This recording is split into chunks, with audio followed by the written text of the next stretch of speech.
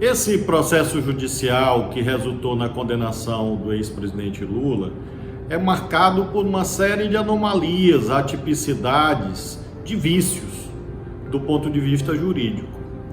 Em primeiro lugar, é necessário lembrar que o nome Lava Jato deriva de um posto de combustíveis situado em Brasília, onde se originou esse processo de apuração. Isto é deslocado para Curitiba. E mais estranhamente ainda, por uma conexão que não tem amparo processual, isto acaba resultando no julgamento de fatos pretéritos supostamente ocorridos no estado de São Paulo. Então nós temos uma espécie de prorrogação da competência jurisdicional sem amparo legal, quebrando uma garantia fundamental de todos os brasileiros, constante da Constituição, chamado princípio do juiz natural, segundo o qual quem é julgado não escolhe o seu juiz.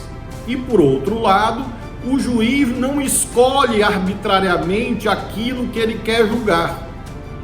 Porque, evidentemente, se a pessoa escolhesse o seu juiz, seria uma escolha parcial. Por outro lado, se o juiz rompe os padrões legais para escolher o que ele quer julgar, isso por si só já representa uma quebra da imparcialidade. Além disso, nós sabemos que a judicialidade, uma vez que não deriva da delegação popular direta, ou seja, os juízes não são eleitos, se ancora numa série de pressupostos de legitimação da função, entre os quais uma conduta processual que mostre a chamada equidistância.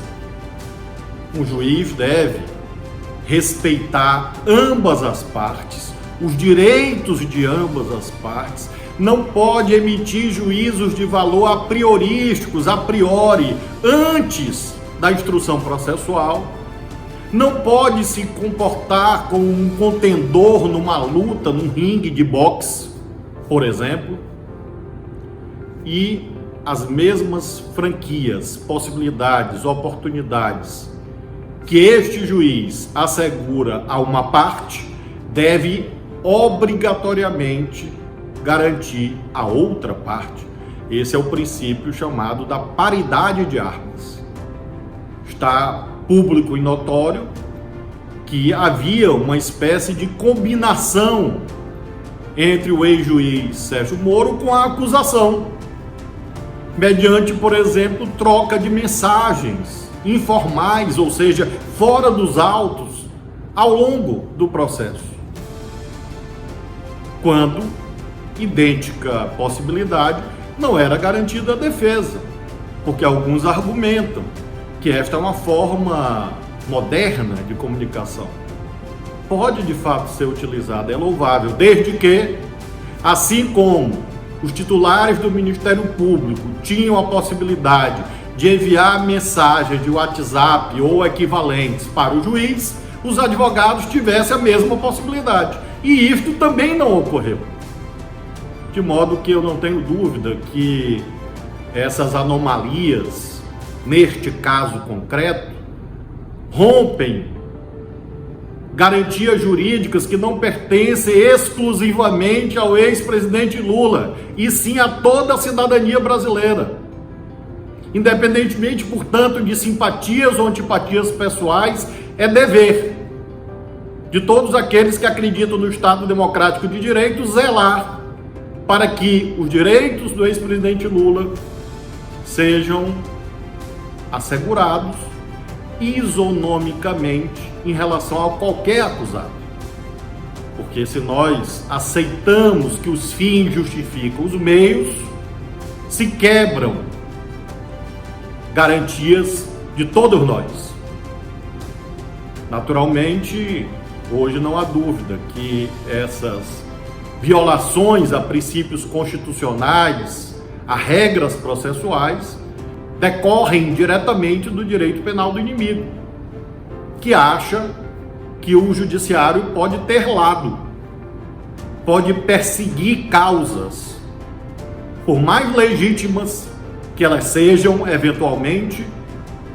Não é papel do judiciário ter engajamento partidário, romper, portanto, com os aspectos jurídicos que garantem a própria existência com credibilidade do Poder Judiciário.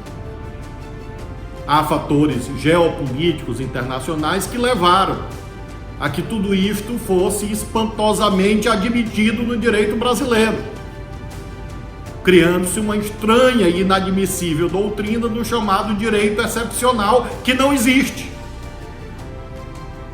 Eu acredito que esse processo concreto contra o ex-presidente Lula deve ser anulado, na medida em que tem todas essas máculas. E por isso, desde sempre, tenho apontado que devemos sim todos combater de modo enfático os vícios no processo político, a corrupção, enfim, mas não podemos aceitar que, em nome do suposto combate à corrupção, se corrompa a legalidade democrática. Esses erros aí estão, é tempo de corrigir. Há recursos processuais que espero que sejam acolhidos pelo Supremo Tribunal Federal e, com isso, se reponha esses processos no trilho da legalidade e a verdade sobre os fatos possa emergir perante um juiz autenticamente imparcial e não por uma atividade judicial infelizmente viciada como essa que verificamos neste caso. Por isso que hoje sempre afirmo que juridicamente, constitucionalmente, Lula livre é uma bandeira consentânea com aquilo que o direito brasileiro garante a todos os cidadãos, a todas as cidadãs.